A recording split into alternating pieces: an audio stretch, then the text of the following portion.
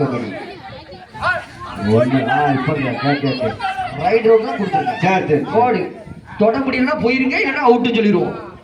தொட முடியலன்னா போயிருங்க, பிடிச்சிட்டாங்க அவ்வளோதான். Super tackle, super tackle, 2 point. Super tackle, மடக்கி பிடிக்கப்பட்ட பவித்ரா.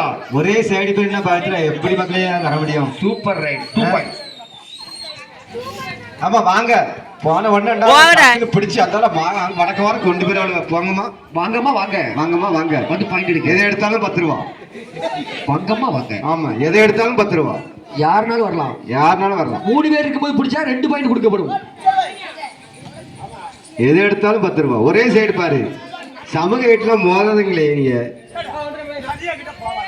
நதியா வந்து அவ பெரிய பிளேயரு, அது உங்களுக்கு தெரியாது. சமூக பிளேயர் அவ தெரியுமா? அதே மாதிரி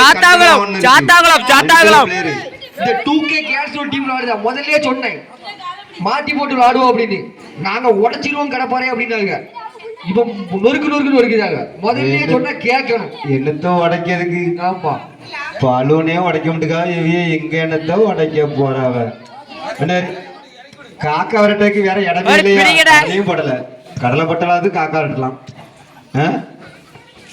கடலை எங்க போட்டிருக்கு? தூரம் காக்கா. இந்த காக்காம அதை விட்டு போக மாட்டேங்குது. அதுலயே தான் சுத்தி அதை உட்காந்து டைம் முடிஞ்சா.